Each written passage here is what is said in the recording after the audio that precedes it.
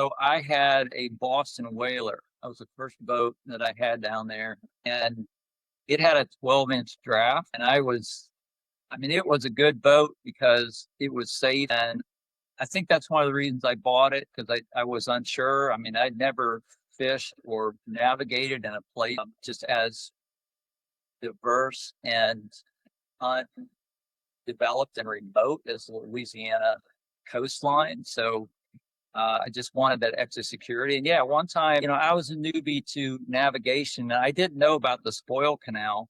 And I'd gone out. Oh, that's a good spot. Yeah, and I didn't know to come up the spoil canal. And I had gone, like by a. You wouldn't try to go across that pond? Yeah, I came down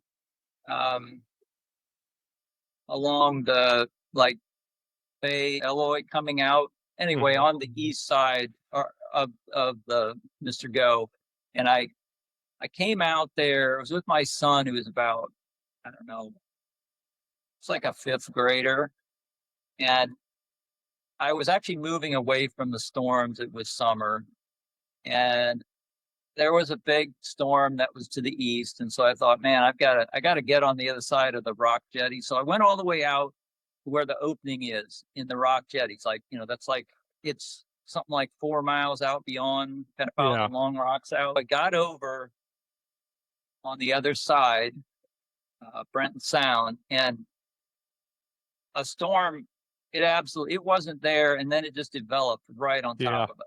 And visibility went to nothing. The rain was terrible. Horizontal, and there was lightning coming down all around us. I had a rubber steering, a rubber pad around the outside of the steering wheel, and so I was driving like that, and I touched the stainless steel spoke, and I got shocked. It was so sketchy. My GPS went out. The cloud cover was so heavy, the GPS stopped working. Fortunately, I had a compass right there on my console, and that I just headed north. Wow. And I didn't know about the spoil canal. I never would have gone out in the lake in Breton Sound if I'd known about the spoil canal. I would have been completely safe. I would have just gone north. But all these things, you got to learn. And you gotta learn. So, what? I mean, other than that, like, how big of a learning curve? I mean, do you do a lot of Google Earth study before you would go out, or were you just kind of wing it? Yes, I did look at a lot of satellite images. I followed the Facebook folks that were fishing that had information, and I read like the Trout Master book. I tried to get as much information as I could just about speckled trout. I had caught speckled trout in Sarasota Bay growing up because we would go down there. I had family down there, and I'd wade out in the bay and throw some shrimp out there. That was all I knew about speckled trout. Yeah. So, but I had a friend, a coworker actually, who fished with a buddy, and they took me out probably half a dozen times. So I got some really good insight with some really good local fishermen who'd been doing that a long time. So that was a big boost, just fishing with Kevin and David. And then after that, it was just exploration. I do kind of like to figure things out myself. Not a big guide, and I got nothing against guides, but I kind of like to do it myself because I feel like, I'm learning more. I'm with you. Yeah, I mean, that was one of the things. The guy that I was thinking of in Appalachia, or right out in that area, I think it's the Forgotten Coast or something like that is the name of it. Harry Spears, that's the guy's name. And okay. He's like, he's won all the fly fishing tournaments down in Key West, for tarpon, bonefish, permit, all of it. And then that was one of the things that I saw him. I was looking at him, watching some of his stuff because I was building my own skiff, and he kind of shows you how to do that. So I started following him a lot, and he said, yeah, they're like, talk about fishing now versus then. Of course, it was always better back then, and they were everywhere. And now, it's like, now we're dealing with the remnants of that. And then he also said that, the GPS and some of this fish finder stuff, he's like, figuring out fish is part of the fun. That is like just having tough days on the water. And it's a great teacher. Obviously, these tools they help you locate fish much quicker.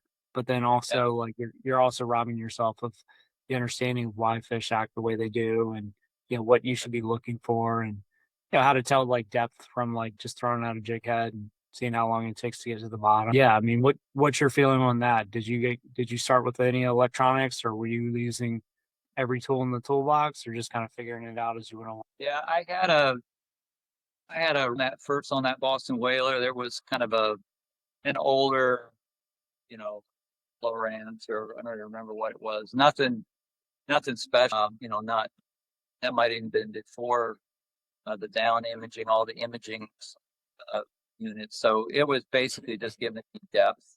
Yeah. So I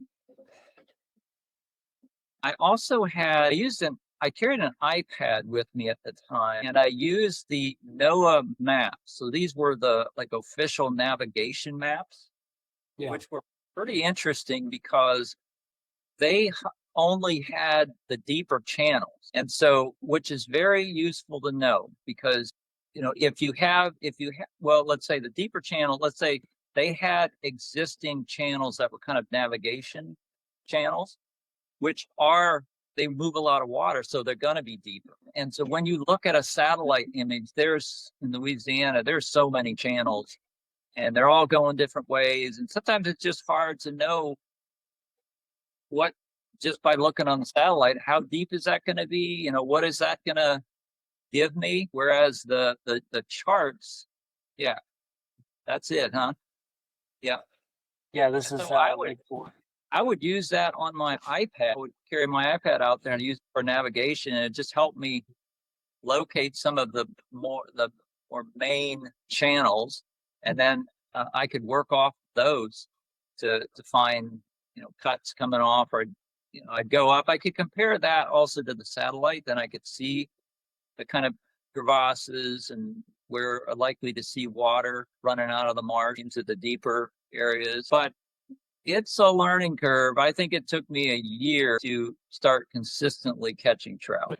It's tough at first, and it seems like once you figure it out, it kind of clicks, and then you start to evolve into catching, big trout eventually.